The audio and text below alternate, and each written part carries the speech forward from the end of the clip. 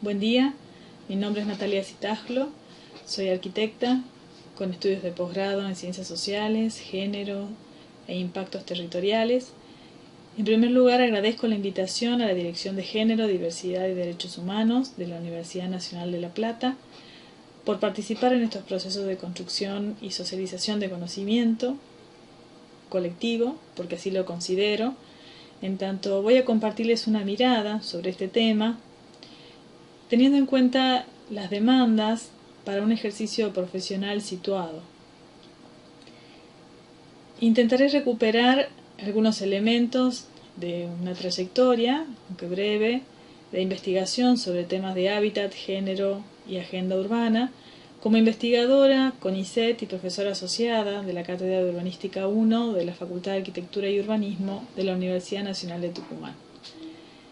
Esta clase va a abordar el tema de aportes de la perspectiva de género para el desarrollo de políticas de urbanización y usos sustentables de la energía. Se plantea como objetivo introducir en algunos aspectos conceptuales, metodológicos y herramientales, intentando además facilitar algunos elementos para ampliar o profundizar dichos contenidos. Me parece importante referir a desde dónde voy a hablar. Voy a hablar de un espacio de la universidad pública, el Observatorio de Fenómenos Urbanos y Territoriales, que es un ámbito de investigación que nuclea docentes, investigadoras y becarias, en su mayoría mujeres, preocupadas por las dinámicas y las transformaciones de las ciudades, sus lógicas de producción, sus actores, la ciudadanía, desde la perspectiva de derechos. La propuesta pedagógica de la que parto se nutre de una trayectoria de investigación en el marco de una estrategia colectiva en un ámbito académico sobre la disciplina urbanismo. Y en ese marco, la experiencia de un espacio en el que se valora especialmente la experiencia personal y la aproximación fenomenológica frente a las mediciones externas. Por eso lo que voy a presentar aquí tiene mucho que ver con el ámbito de trabajo, o toma como referencia, entendiendo la importancia, ¿no?, de ese ejercicio profesional situado que comentaba recién.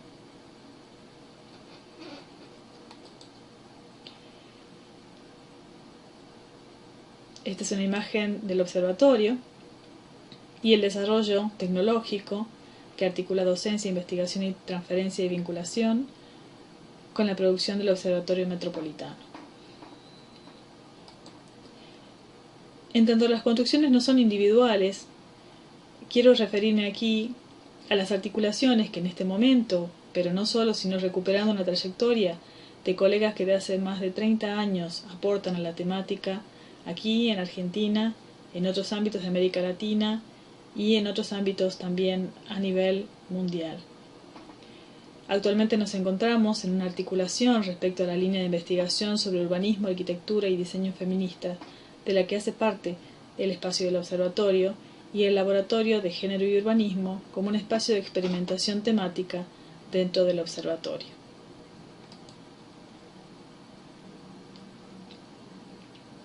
¿Cuáles son los tópicos que voy a abordar?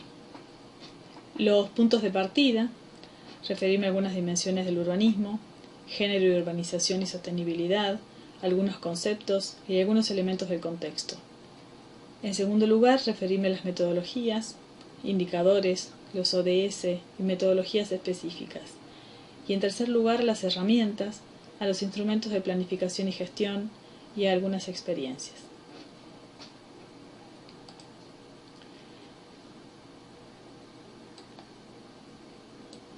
En el marco de las dinámicas identificadas en las ciudades latinoamericanas,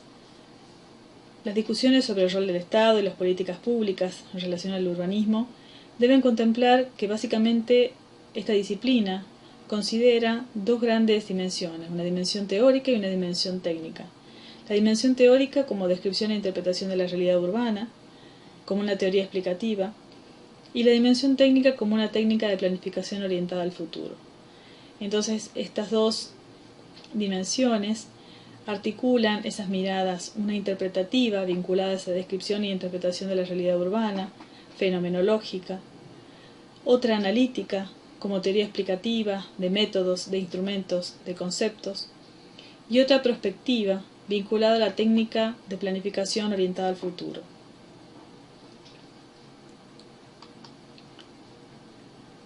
Estas tres dimensiones tienen que ver con el abordaje que voy a presentar. En primer lugar, entonces, refiriéndome a los conceptos y a los dispositivos discursivos. En segundo lugar, a las metodologías e indicadores como parte de los dispositivos técnicos. Y en tercer lugar, a los desafíos, a las experiencias, a los avances en relación a la dimensión prospectiva y a los dispositivos de intervención y de gestión.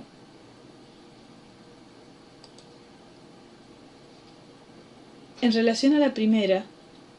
para analizar las desigualdades sociales es necesario identificar a quienes se ha vulnerado el acceso al nivel básico de bienestar,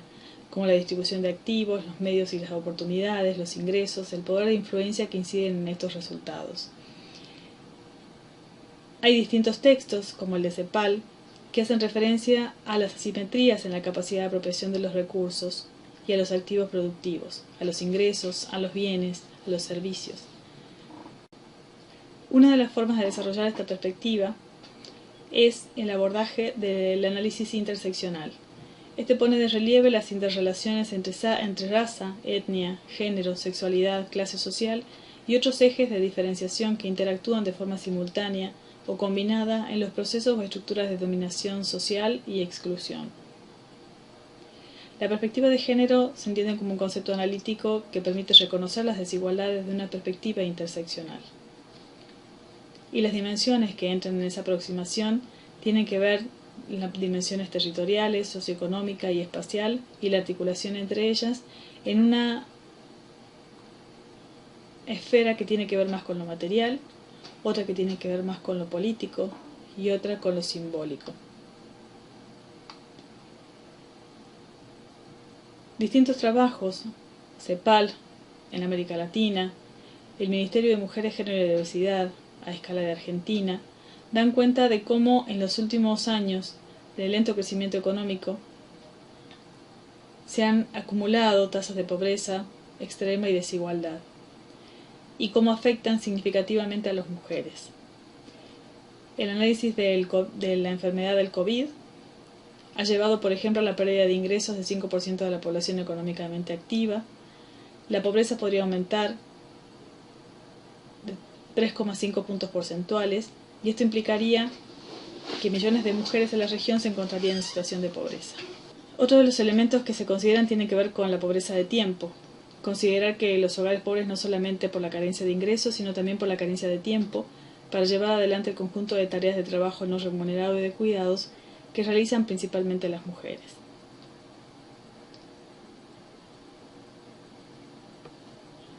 Según datos de la CEPAL, en 2018 en Argentina, cada 100 varones que se encontraban en la pobreza, existían 120 mujeres en la misma condición, acentuándose esta relación en el caso de la pobreza extrema. Otro concepto que vamos a destacar tiene que ver con la calidad de vida. La calidad de vida que contempla la calidad de condiciones de la vida de una persona, los niveles de renta. Por otra parte, la combinación de los componentes objetivos y subjetivos en relación a la calidad de vida y a la calidad ambiental.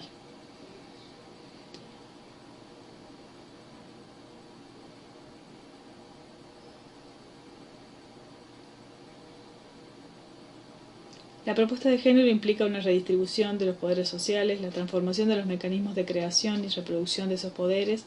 la construcción de procesos para mejorar la calidad de vida de las mujeres y varones, hacia su desarrollo como opciones sociales dignas. Este cruce de esferas en la calidad de vida, en relación a la dimensión económica, podemos encontrar diferentes indicadores que dan cuenta de las diferencias en las condiciones de renta y en el trabajo reproductivo y no remunerado. Las condiciones de vida, el acceso a la vivienda, pero también el acceso a la ciudad, sus equipamientos, sus servicios, en definitiva el derecho a la ciudad, dan cuenta también de algunas desigualdades. Una de cada 100 mujeres es propietaria de tierras. Respecto de la calidad ambiental, diversas autoras dan cuenta del uso diferente del espacio público. También hay un rol diferente en lo comunitario, generalmente para cubrir las necesidades básicas vinculadas a higiene y cuidados, que se agudiza cuando esas condiciones no son las necesarias. ¿Cómo damos cuenta de las asimetrías entre varones y mujeres en el espacio y en los territorios urbanos? La omisión de las mujeres en la planificación urbana, producto de una mirada androcéntrica, invisibiliza sus diferencias y demandas específicas, subvalorizándolas. Requiere ser identificada también a escala de los territorios.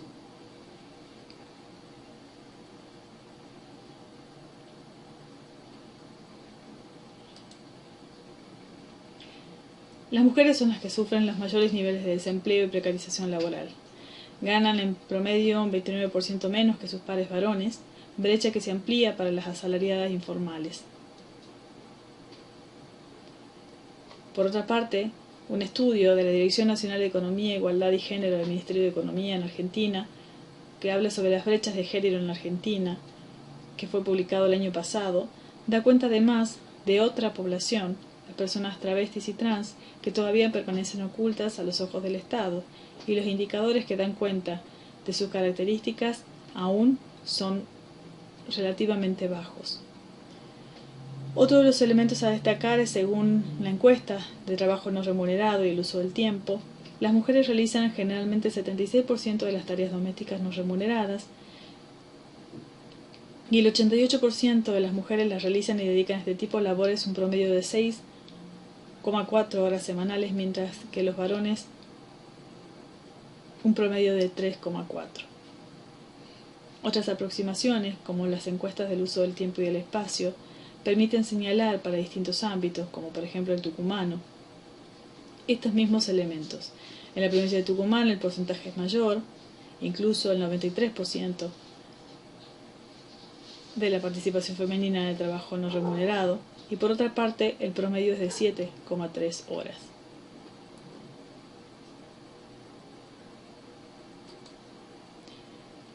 Otro concepto es el de la equidad territorial.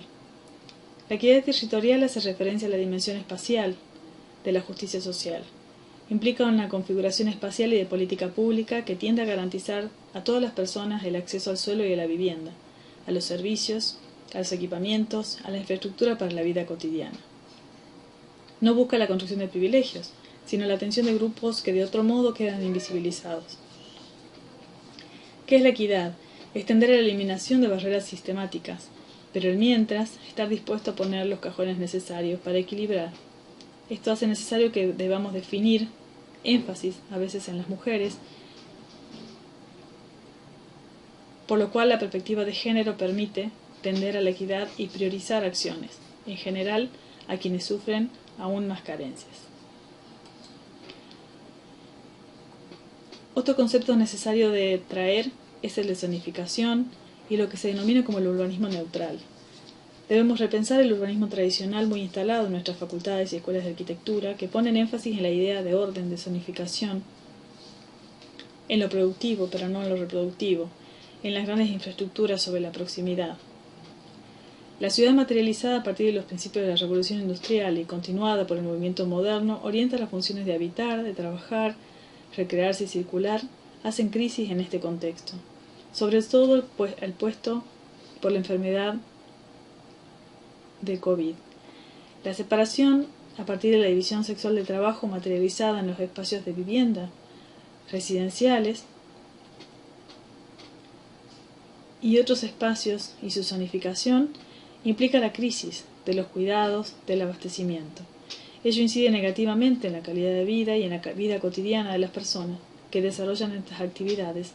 y que, por lo que vimos, siguen siendo mayoritariamente mujeres.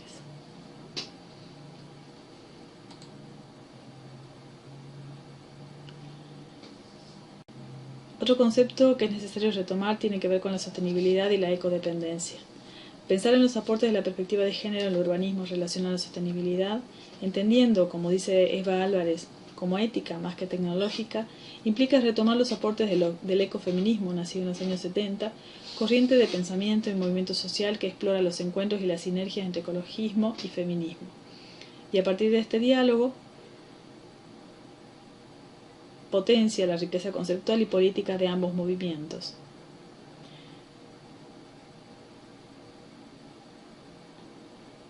Yayo Herrero, en el texto de Miradas Ecofeministas para transitar a un mundo justo y sostenible, se refiere a la ecodependencia.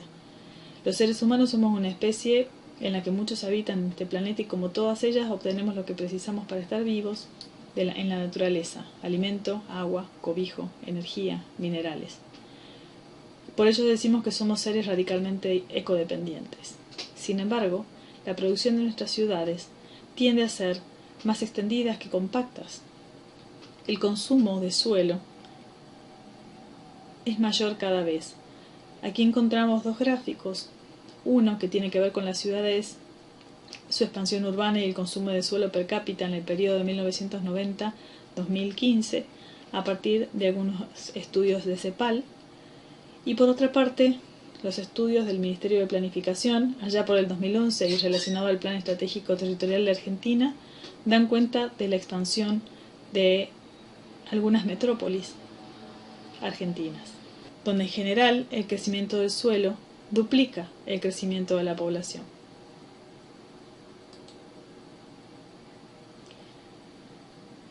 Otro concepto que debe resaltarse tiene que ver con la interdependencia. Una profunda dependencia de otros seres humanos.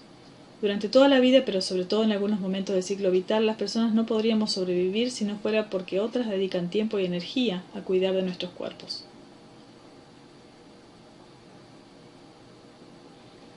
Este trabajo, por lo general, es desarrollado principalmente por las mujeres y generalmente en el espacio privado e invisible de los hogares, regido por la lógica de las instituciones familiares.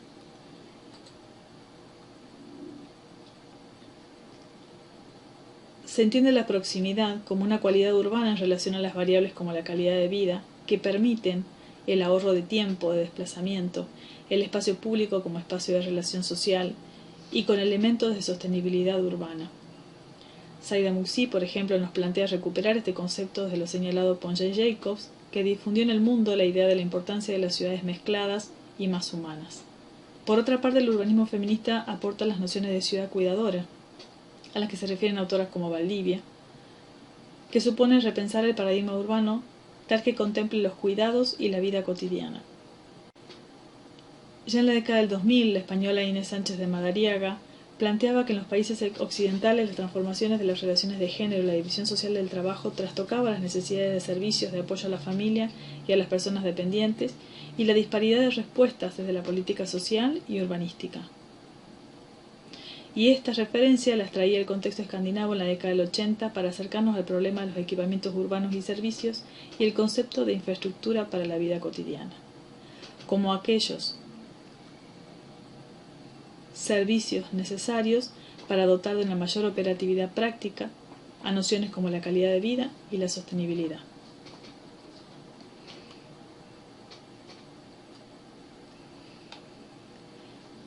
Sin embargo, el proceso desigual de ocupación urbana en la mayoría de nuestras ciudades, aquí estamos viendo el caso tucumano,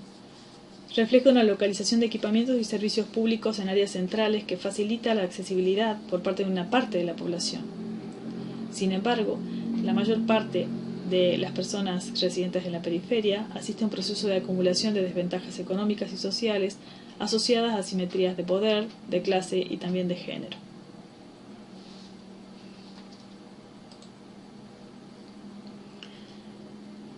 En este campo de los dispositivos discursivos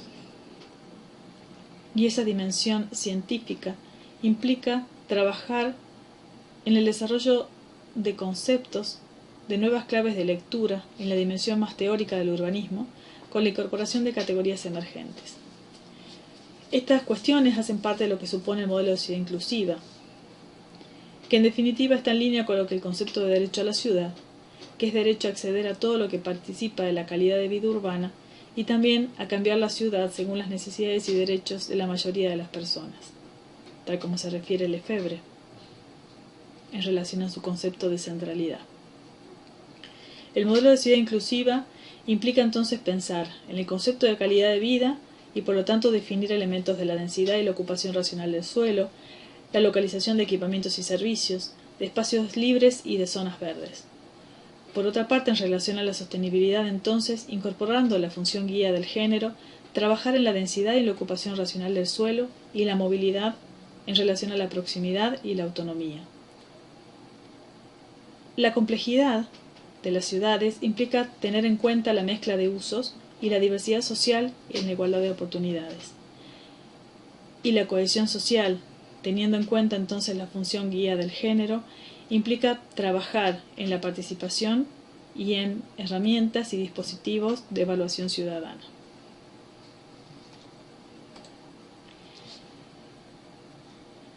Si bien esta agenda toma nombre propio, no es una perspectiva nueva. Desde el último cuarto del siglo XX, diferentes autores y autoras recuperan aportes en esta línea. El abordaje de las ciudades feministas propone colocar la desigualdad en el centro de la agenda, incorporar la desigualdad de los sujetos omitidos, romper con la neutralidad de los diagnósticos y las políticas, poner en valor la vida cotidiana. En definitiva, algunos elementos que ya Jane Jacobs, en su libro de Vida y Muerte de las Grandes Ciudades Americanas de 1961, ponía en evidencia.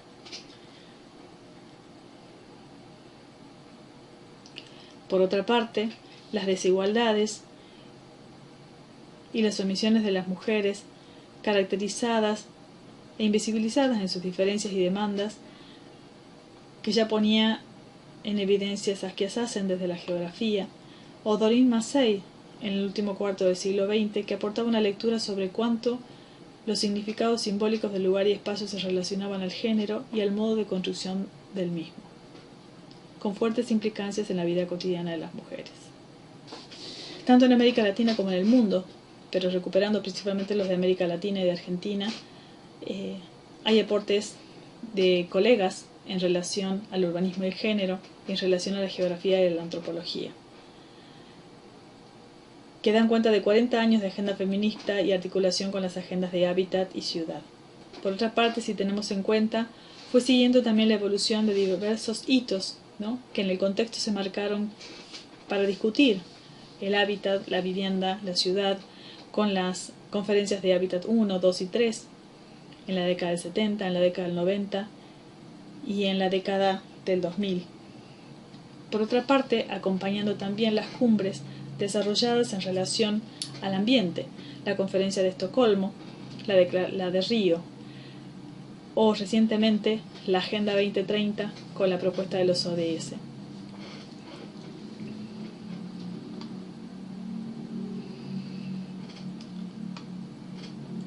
Es necesario también señalar que la agenda feminista y los encuentros realizados como las conferencias de las mujeres retoman esa agenda en relación al hábitat, al desarrollo sostenible, y el último documento de relevancia en relación a este tema tiene que ver con la estrategia de Montevideo. Esta estrategia de Montevideo para la implementación de la Agenda Regional de Género en el marco del desarrollo sostenible hacia el 2030 fue aprobada en la Conferencia Regional sobre la Mujer de América Latina y el Caribe, organizada por la Comisión Económica de América Latina y el Caribe de la CEPAL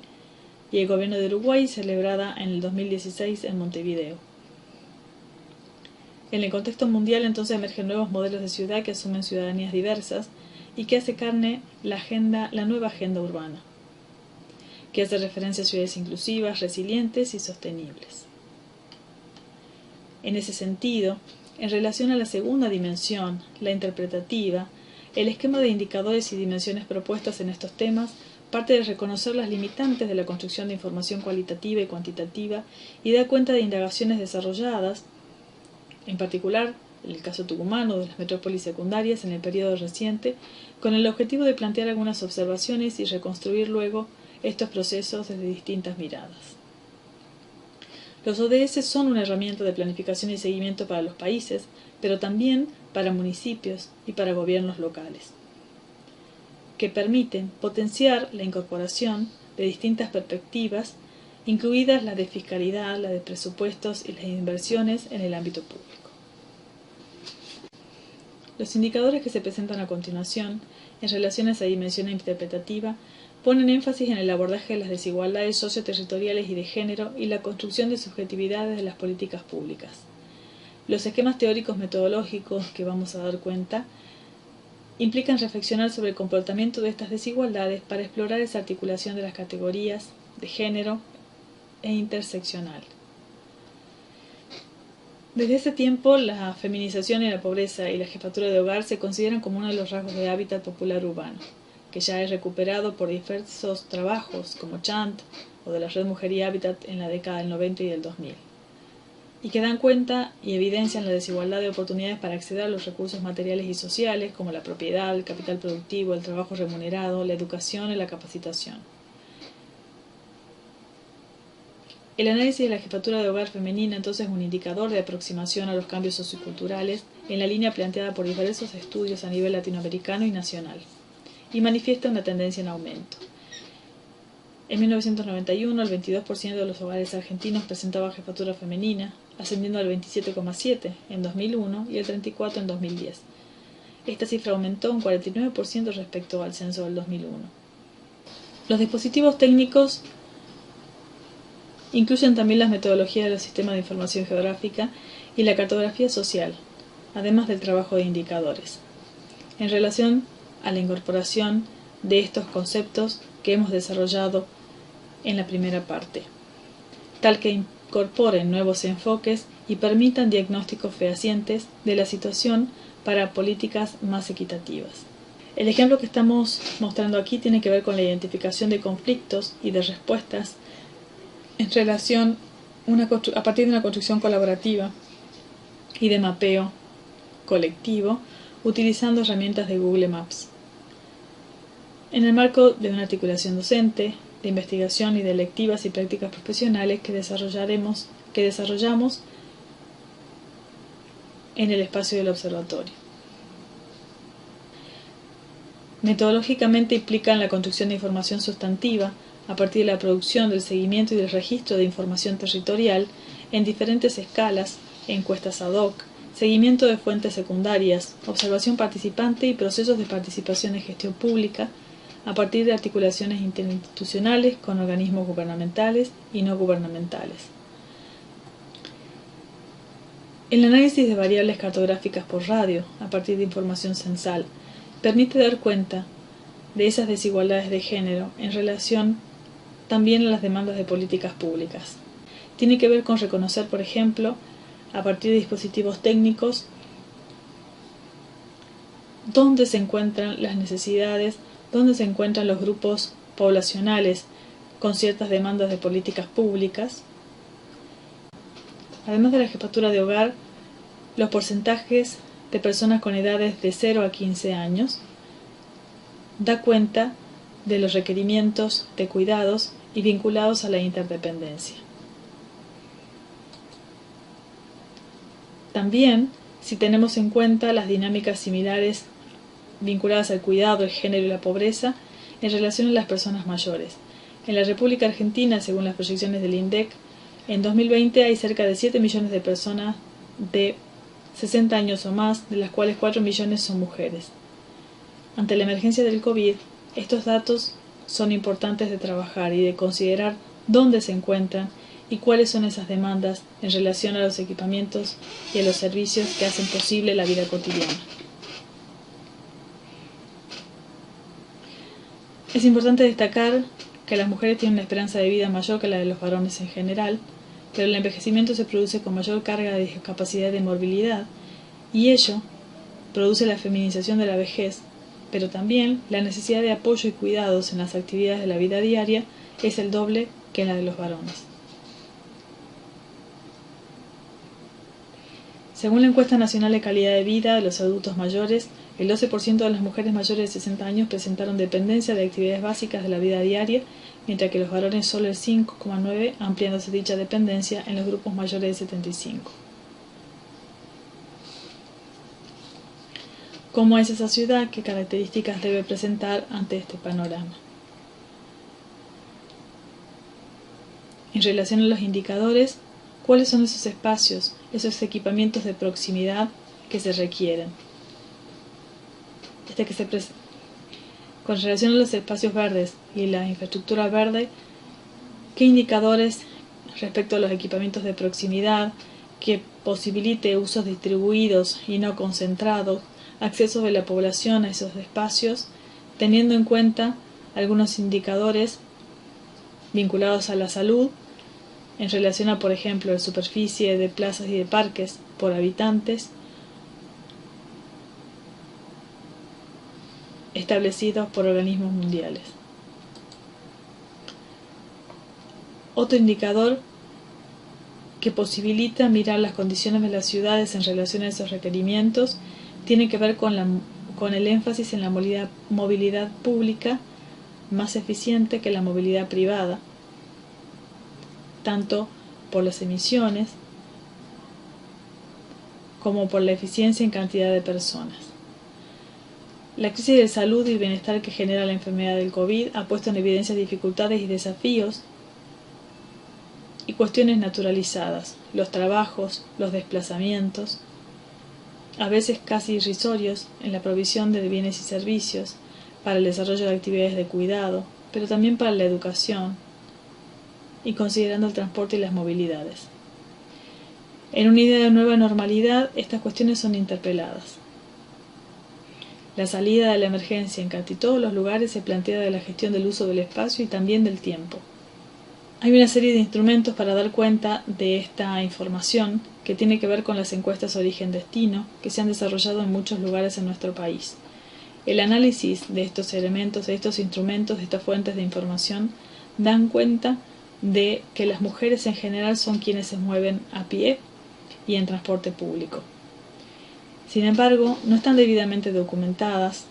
pero se vinculan a esa movilidad de los cuidados.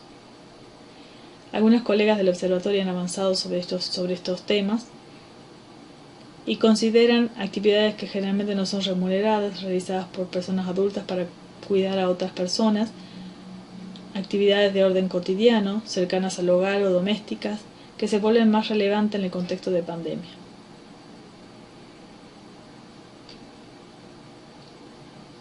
Todos estos conceptos posibilitan pensar en políticas para mejorar las condiciones de vida de sectores más vulnerables en las distintas etapas del aislamiento, pero también pensando en la pospandemia. De hecho, distintas intervenciones y acciones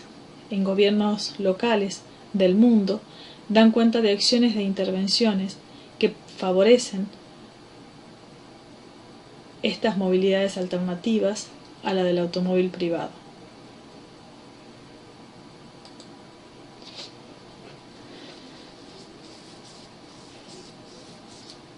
En esta dimensión interpretativa, la cartografía social, como construcción colaborativa y abierta de conocimiento, tomando los postulados de la ciencia ciudadana, que desde un enfoque inclusivo permite que las personas se integren en los procesos de producción de conocimiento interpretativos de sus territorios y paisajes y los mapeos sociales, es una herramienta fundamental.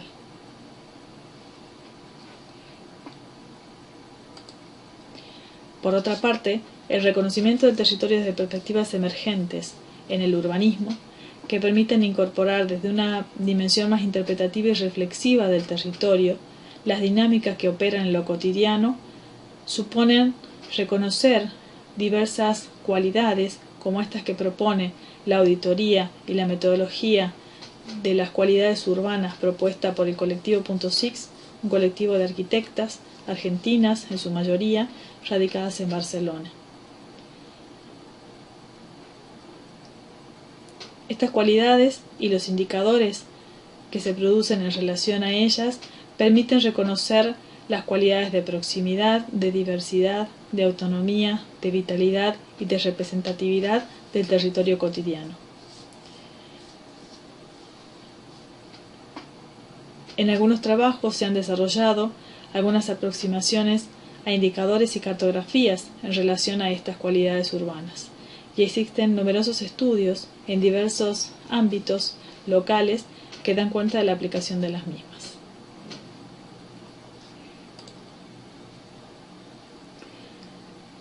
Los indicadores también tienen que ver con indicadores cualitativos de percepciones en el espacio público, que dan cuenta de esas diferencias, por ejemplo, en relación a la inseguridad y a la posibilidad del moverse con autonomía que en el caso de las mujeres se ve especialmente comprometido.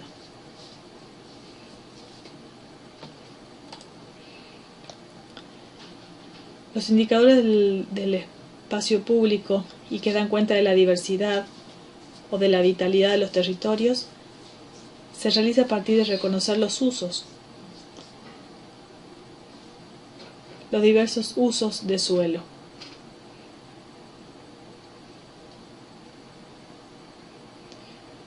La mayor concentración o dispersión de usos residenciales, comerciales, equipamientos y de otro tipo dan cuenta de la mayor vitalidad o la menor vitalidad de los territorios. En relación a la dimensión prospectiva vinculada al planeamiento urbano, recuperamos aquí el texto de Eduardo Resse, que en 2006 recupera las principales cuestiones en debate en la planificación territorial de Argentina, y recupera 7 grandes ejes: el rol del Estado en la planificación y gestión territorial, la articulación entre la planificación, la gestión y los enfoques del plan-proceso en contraposición al plan-libro,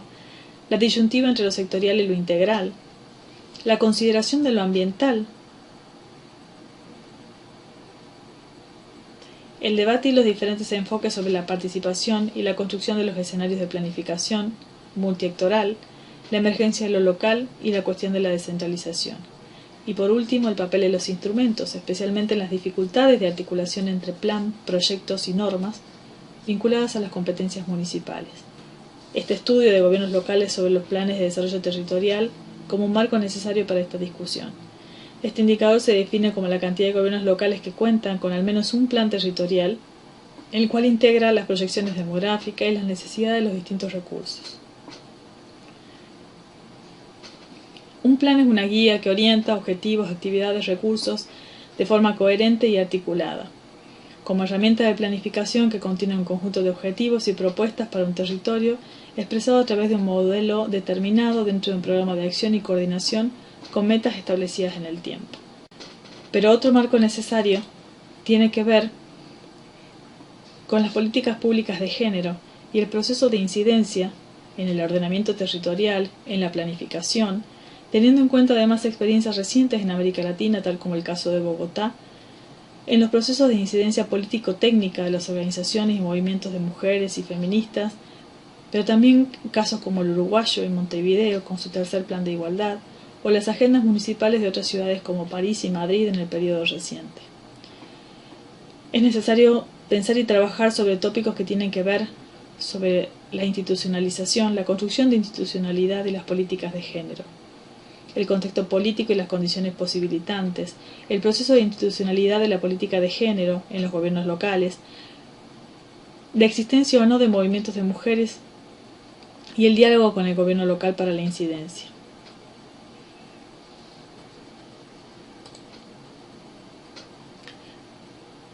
Pensar en el proceso de implementación de políticas de urbanización con perspectiva de género implica entonces repensar el proceso de planificación considerando cada una de las fases de la perspectiva de género, tanto en la etapa del diagnóstico como en la propuesta, y además considerando el proceso, desde la elaboración y reconocimiento de los programas como procesos o problemas complejos y los puntos críticos para la elaboración del modelo territorial actual, para poder proponer el modelo territorial deseado como resolución a largo plazo, los ejes estratégicos, los programas y los proyectos específicos.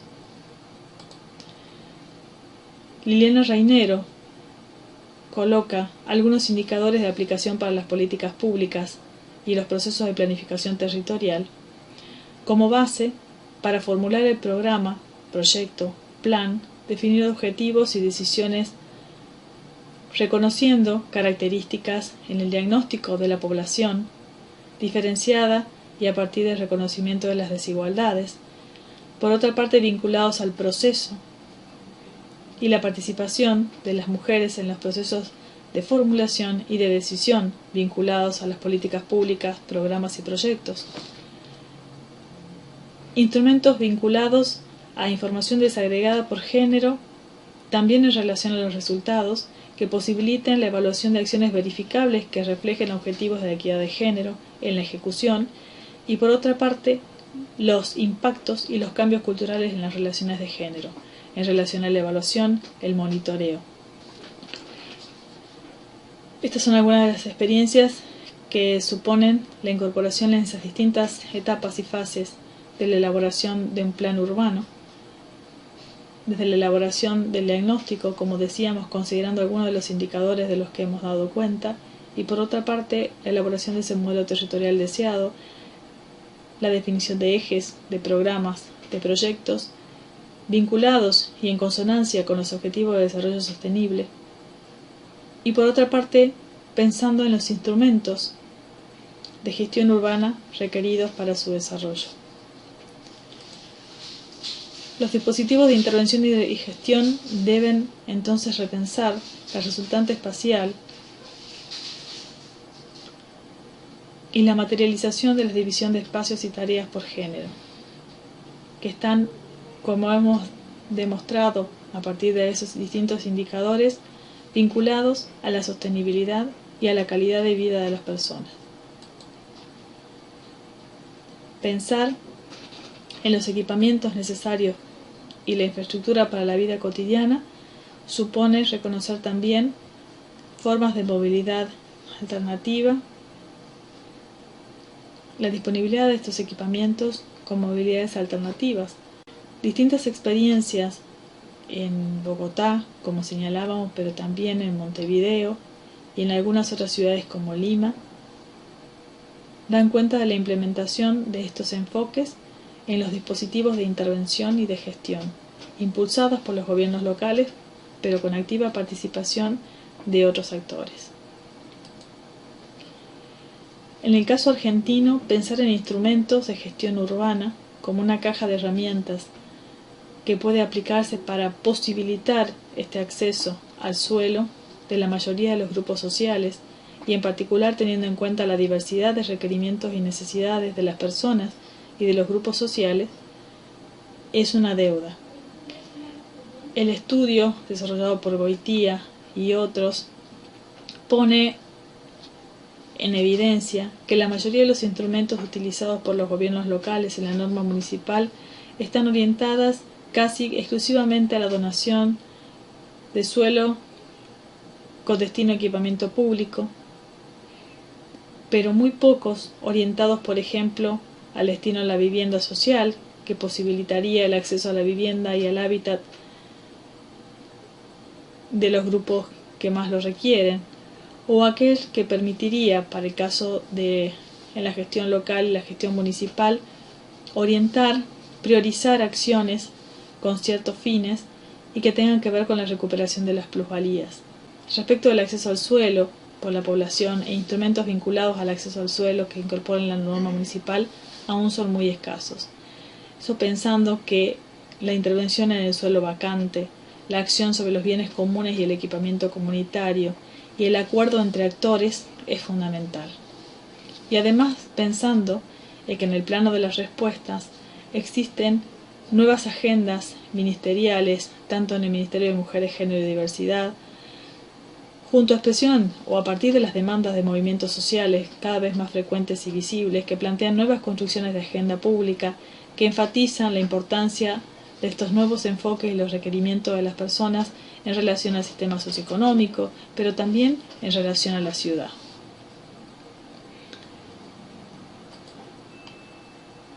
Y también el nuevo Ministerio de Desarrollo Territorial y Hábitat, que recoloca temas como la función social de la propiedad en relación a las demandas de la infraestructura para la vida cotidiana, equipamiento específico comunitario, y que se anima a rediscutir el lugar de lo comunitario en los proyectos de vivienda y de urbanización. En este sentido, el reciente y en desarrollo Plan Nacional de Suelo viene a poner en la agenda pública este tema, vinculado también con estos otros temas y estos nuevos enfoques que hemos dado en comentar. El punto de partida en este tipo de intervenciones tiene que ver con recuperar el papel del Estado en el urbanismo, en lugar de dejar hacer y según las reglas del mercado, sino actuar en favor de la sociedad y de las personas. Por otra parte, la incorporación desde el discurso en los programas y en las intervenciones propuestas de los ministerios, plantea un contexto de oportunidad para el desarrollo de estos temas y demanda por parte de los y las profesionales vinculadas a la gestión local la incorporación de estos nuevos enfoques desde lo conceptual, desde lo técnico, desde lo herramental y de los instrumentos operativos para avanzar hacia construcciones de ciudades y hábitats más equitativos. A continuación, dejo algunos datos y algunas referencias junto a un esquema de clase para poder avanzar en los contenidos y en los elementos que consideran de utilidad. Muchas gracias.